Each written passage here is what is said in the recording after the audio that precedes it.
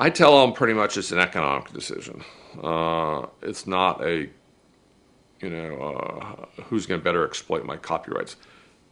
Now that's a little bit different down here than it is in LA. In LA and New York, most artists who write their own material, it's material that only that artist can do or will do.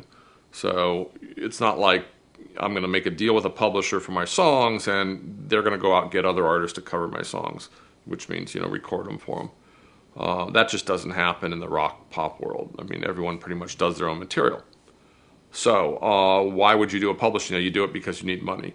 You can hire people for very low fees to just collect the income, do the administrative functions. So that's really not an argument. But you really do publishing, sell your publishing for money, support, so you have income when you're starting off your career. Now, in Nashville, it's a little bit different in that most of the artists do outside songs. If you look at the list of every hit on the charts, it's unusual, quite honestly, to see artists who do their own material. Now, it's gotten less so in the last 5, 6, 7 years, but there's still a huge number of songs that are recorded, easily the majority of them, that are written by other people. So here, if you give up your publishing as a new artist and you actually write songs that someone else could record, there is a chance that publisher may go out and get you a cover and make more money for you. So it's not strictly an economic decision down here, but it's still predominantly one. So that you do a publishing deal when you're young because you need the money. It's not so much because you think this publisher is going to do all these great things with your songs. There's always the exception to the rule. Every once in a while, there's a publisher out there that really is a great publisher that really maybe will help that writer write his songs, et cetera, et cetera. And that's unusual, but most of the time it's an economic decision. You want to get to a publisher that actually can help get you covers. I mean, that's the key. And if you talk to songwriters down here, most of them will tell you, at least they always tell me, that they get most of their own covers. That they, by hanging out with their friends and or another songwriter who happens to know an artist who's recording, it's always like, through these various sources. It's rarely where the publisher went into this producer's office, said that you got to record this song for Alan Jackson's next record. We think it's a hit. I mean, that does happen. I'm not saying it doesn't happen. And if you talk to publishers, it happens every day. But every time I talk to writers about it, the writers at least that I work with, I always say, did your publisher get you a lot of covers? Have they really generated a lot of income for you? And most often not, they say, not really. I get most of them. I've done it myself. I brought it in. The guy just really collects my money, pays me a nice, weekly salary or biweekly, whatever it is. And that's why I have a publisher. It's interesting. Now, I think that's probably more true with the bigger writers. If you, in this town, hit a certain level where you're known, then you really probably don't need a publisher because all the labels are coming to you every time they have a new artist. I mean, they just pound you for the hits. So you probably can do your own publishing once you're known and not have to, rely on one of the majors for a publishing deal. But if you're a young writer, I think that A, the money you need, B, they probably do get some covers here and there, and C, they give you the facilities, they help put you together with other writers. To me, that's probably one of their biggest sources of assistance, is if they can if you're a brand new writer and maybe you've had one minor hit or something and you get a deal with one of the majors, they can put you in all these various writing relationships, just because they have other big writers and they say, look, why don't we set you up as so-and-so, why don't we set you up as so-and-so? That could be a really productive thing for your career. On the publishing side, when you make a deal with a publisher, there's going to be a certain split. You may co-own the copyright. The fairly typical deal these days is you co-own the copyright. You, the writer, get 50% of the money as the writer, and the other 50 is divided between the writer and the publisher, what we call a co-publishing deal. So you own the copyright 50-50, but you're a co-publisher, so the net effect is, depending on the other language of the contract, you, the writer, are getting 75% of the money, and the publisher's getting 25% of the money. An administration deal may not involve any ownership of the copyright. The administrator may take anywhere from 20 to 10 to even 5% and just gets a commission for collecting your money. but you know where you stand on it. Whenever we're using music for some kind of business establishment or anything other than the home, pretty much is the rule. It then falls under, it's a particular right of copyright, the performance right, one of the 6 rights of copyright. And once that's triggered, there has to be permission, there has to be payment made. So if you're using, let's say, in a large department store or in a dentist's office or in a school, for not for face-to-face teaching purposes, but for anything other. If you have concerts in a school and anything like that, I mean, there are licenses to be had, so they're negotiated, and then money is paid, and we collect it, and then we distribute it to writers and publishers. So the answer is yes. In the main, anytime you're seeing music performed, you need to acquire a license and normally make a payment. Now, the license can be directly from the person who owns that music, or it can be through the performance rights organizations, which are ASCAP, BMI, and then there's a smaller organization, CSAC.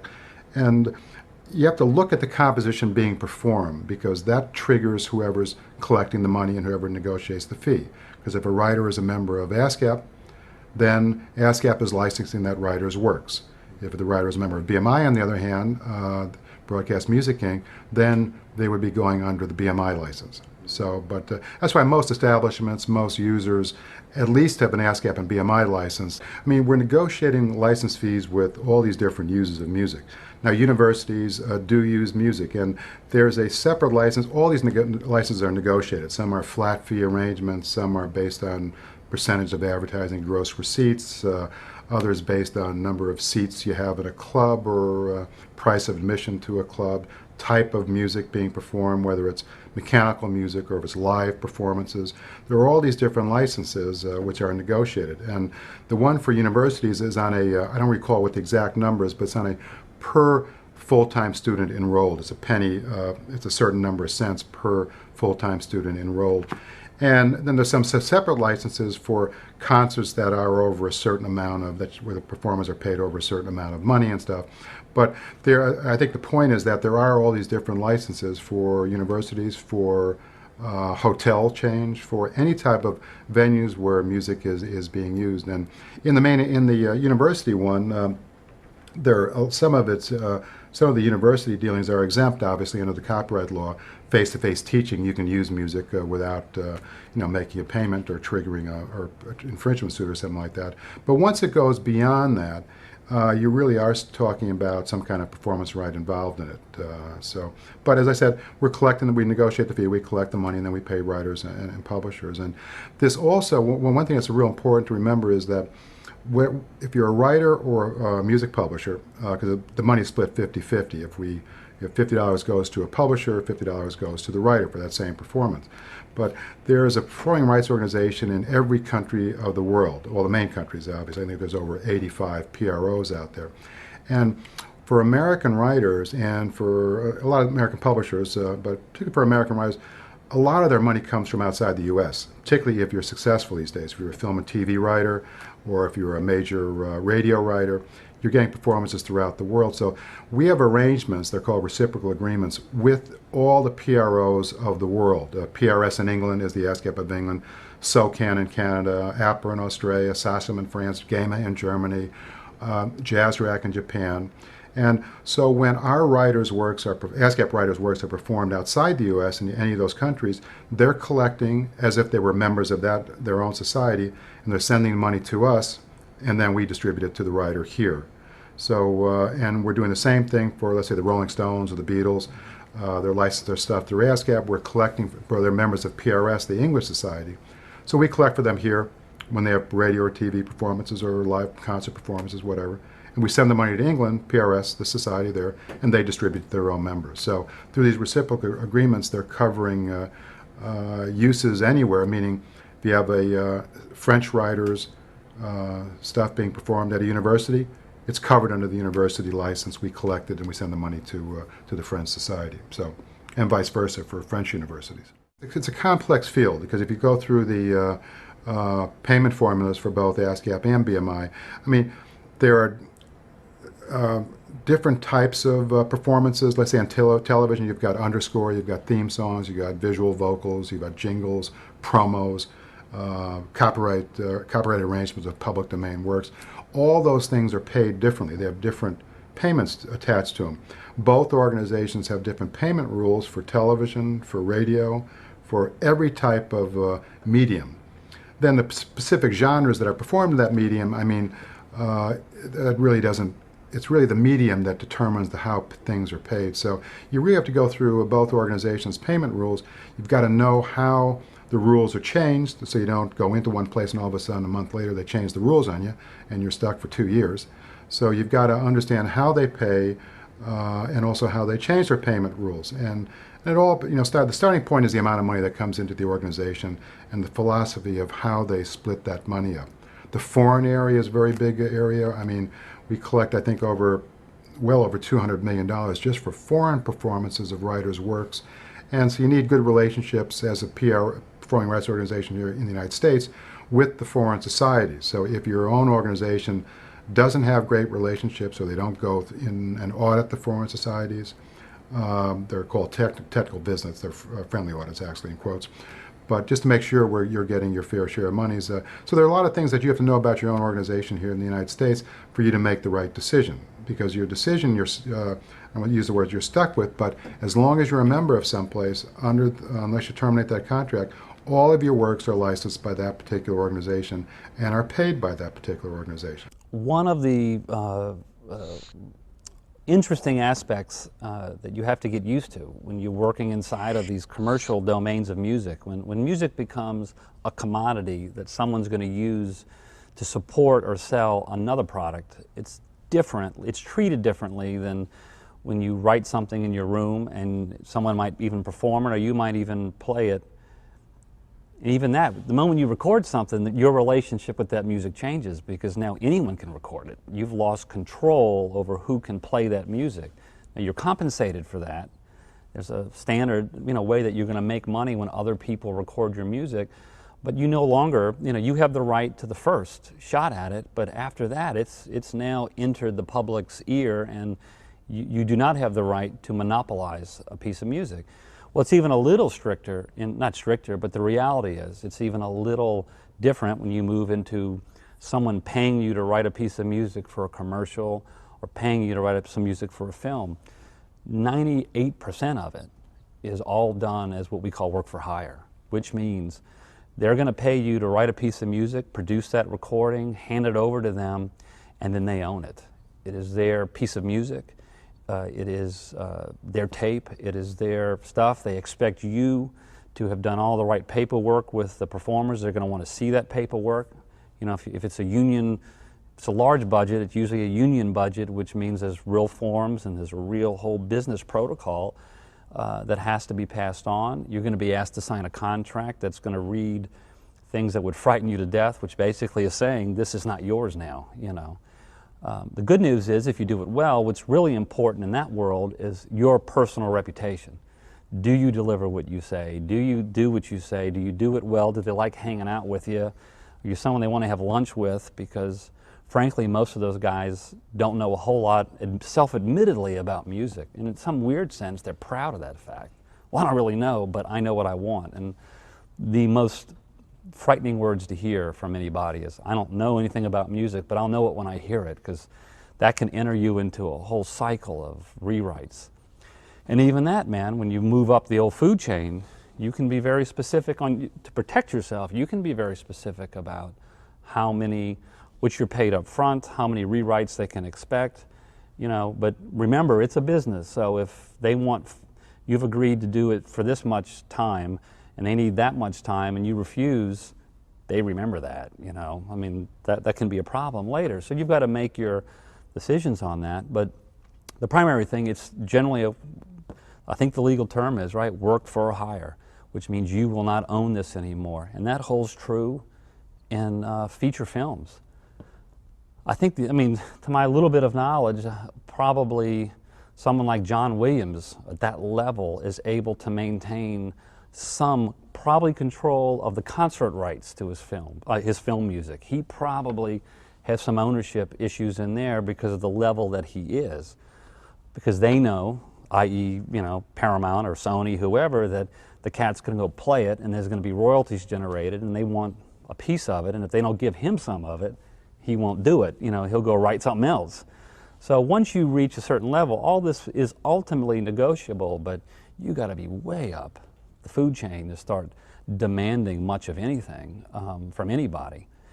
They're going to want your publishing, they're going to want your master tape, they're going to want the total rights to it. I've been able to successfully limit, I don't want to hear this piece of music in another ad campaign for a different product. I've been able to say, it is for this one, you've got it, it's yours, but if you want to use it in a whole different product campaign, there's a reuse fee. I usually negotiate that percentage up front so that they know what it's going to cost them. I've been lucky and been able to do a little bit of that with giving them carte blanche for a time frame, and if they want to use it further, it'll cost you this much. But by the time I was able to do that, not only I had been doing it a long time, but I had been doing it for those people a long time. And I don't believe they were naive when they signed the agreement. I believe they were being cool, because it was like, fine, make you some bread too. If you do a deal with a publisher and the publisher says, okay, whenever your records are sold, we will collect the royalty that's derived from those record sales, which is called a mechanical royalty. So every time your record gets sold, it'll throw off 65 cents a record. Somebody's got to collect that. The publisher will say, we'll do that for you on your behalf because you, the artist, you need some leverage. These record labels are sometimes hard to get money out of. We can help you. For that fee, for that service, we're gonna take a fee. That's basically called an administration fee, where they will go and collect the money. Typically, that can be 15-25% of what they collect. The publisher, or in this case, the administrator, keeps that percentage. Then the writer keeps the other 75 to 85%. When you do exploitation, when you do a kind of more inclusive publishing deal where the publisher is actually going out and trying to get your song used, and the publisher gets it used in a movie, frequently the splits are higher. The publisher will take sometimes up to 50%. So if you get $10,000 for a song to be used in a TV show, if $10,000 is the fee, the publisher will take $5,000 and then remit $5,000 to the writer of the song. Radio play, public performance, the money that's collected from ASCAP or BMI, that money goes directly to the writer. They bypass the publisher. There's a writer share and a publisher share. ASCAP sends right to the writer, unlike record labels who go to the publisher and then the publisher divides up. ASCAP and BMI pay the writer share directly to the writer. ASCAP and BMI don't take any of that. And then there's a publisher share, which typically the publisher will split with the writer. So the math is a little bit funky, but you as a writer typically end up with 75% of the performance money from ASCAP or BMI, and the publisher ends up with 25%. In point of fact, you end up with 150 out of 200%, but that's strange math. It's 75% of 100. Until you do a deal with a publisher, whatever that may be, you are the publisher. Right. So in that case, if you're getting radio play and you've not done a deal with the publisher, you will get both the writer share and the publisher share from ASCAP or BMI. You get 100% of the writer share, 100% of the publisher share. You're getting 200%. If $10,000 comes in, you get $10,000. You don't have to split it with anyone. If you can go collect your mechanicals from a record label, rather than giving an administrator 15-25%, 100% comes to you.